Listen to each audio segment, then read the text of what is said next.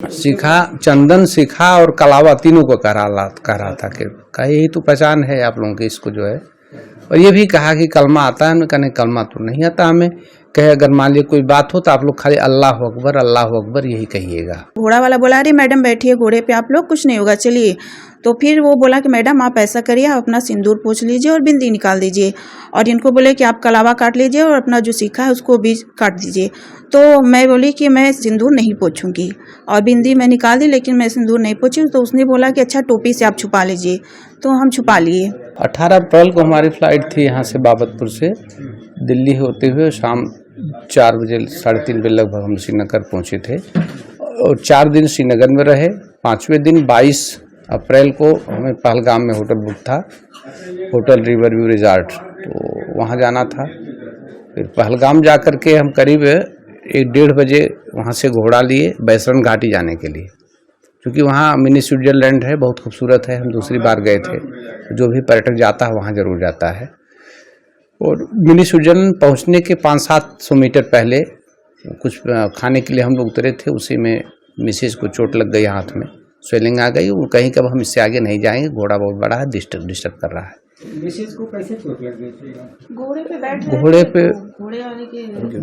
घोड़े पे बैठ रही थी, तो घोड़े से उतरते समय उसका लगाम उगाम था, या बैठने के लिए काठी उठी क्या रखते हैं, लेदर का होता है, उसमें लोहा लगा रहता है पकड़ने के लिए, उसी में किसी चीज़ से लग गया तो स्वेलिंग आ गई। फिर उन्होंने कहा कि हम आगे नहीं जाएंगे। हमने बहुत समझाया आगे चलो, लेकिन बस प्रभु कृपा थी, शायद भगवान बचाना चाहते थे, जिद कर लें कि नहीं इससे आगे हम लोग नहीं जाएंगे। मिनी स्विट्जरलैंड एक बार तो गए ही हैं, अब यहाँ से वापस चलिए। अब चोट लग गई तो अब अगर और कोई घटना हो जाए तो हम लोग क्या करेंगे। ये जो जिस दिन चोट लगी थी वो घटना के एक दिन 22 से पहले का मामला? नहीं, 22 तारीख की ही घटना। 22 तारीख को ये करीब 2-2 बजे की बात है, 2:30 बजे, और 2:45-3 के लगभग फायरिंग पहली बार हुई थी। जब फायरिंग हुई तो वहाँ फोर्स वगैरह कुछ नहीं, कोई फोर्स नहीं थी, कोई भी फोर्स नहीं थी, न पुलिस थी न सीआरपीएफ थी। कैसे पता लगा आप लोगों को कि वहाँ पे क्या हो गया? घटना जब आवाज़ सुनाई दी पहले फायरिंग की, तो घोड़े वाले ने बताया कि वहाँ बड़े बड़े गुब्बारे रखे रहते हैं, ट्रांसपेरेंट रहते हैं, उसी में आदमी घुसता है, फिर रोलिंग करते हुए चलता है। हम लोगों ने भी किया था। उसने कहा गुब्बारा 60 फुटा होगा, उसी की आवाज़ हुई।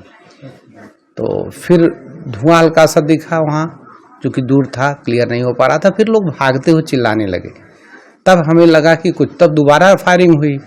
तब हम लोग ये कंफर्म हुए कोई घटना घटी, लेकिन आतंकवादी घटना थी हम सोच ही नहीं। हम सोचे गुंडे बदमाश होंगे, कुछ हुआ होगा आपस में। और जब भागते हुए लोग आए तो देखे कि भाग रहे हैं, तो हम लोग भी भागने का वो किए। एक आदमी पहले था, कर्नाटक का था, वही बताया, हिंदी नहीं बोल पा। हमने पूछा कि व्हाट हैपेंड, क्या हुआ, तो उसने बताया कि टेररिस्ट अटैक किए हैं। तो वो हालांकि उसमें था नहीं, वो भी दूर ही था, लेकिन वो देख चुका था घटना, इसलिए भाग रहा था। तो उसको देखकर फिर हम लोग भागना शुरू किए। चल नहीं पा रही थी, इनको दिक्कत थी घुटने में। धीरे धीरे फिर हम भागते हुए आ रहे थे, तब घोड़ा वाला पानी पिला रहा, पानी पिला करके तुरंत आया और बैठा करके कहा ले चलिए, तुरंत नीचे चलिए आप लोग, घटना हो गई है। फिर उसने कहा कि कई लोगों ने बताया भागते हुए कि इस हिंदू पूछ करके मार रहे हैं और कलमा पढ़ने की बात कर रहे हैं। तो उसने कहा घोड़े वाले ने कि सर आप एक कलावा काट दीजिए, दिख रहा है, और सिंदूर और बिंदी निकालने के लिए मैडम से कहा। तो बिंदी निकाल ली, हमने कलावा काटा और फिर सर को छिपा लिए टोपी उससे, मफलर से। शिखा को भी लेकर? हाँ, शिखा को लेकर के कहा था, तो हमने उसको छिपा लिया।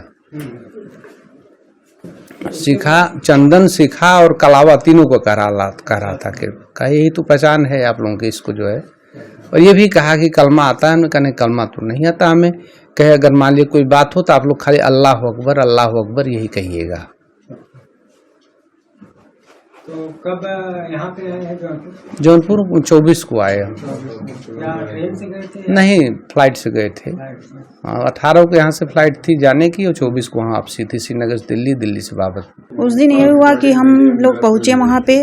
ऊपर जाने के लिए घोड़े से जाना पड़ता है ऊपर, तो घोड़े पे बैठे और फिर हम जब बैठ रहे थे तो मेरी उंगली में चोट लग गई। तो हम बोले कि हमको चोट लग गया, अब हम ऊपर नहीं जाएंगे, पता नहीं क्या हो, ऊपर हम नहीं जाएंगे। तो फिर ये बोले अच्छा हो चाय नाश्ता कर लो। तो हम लोग उतरे, मैगी और चाय पीने लगे, खाने लगे।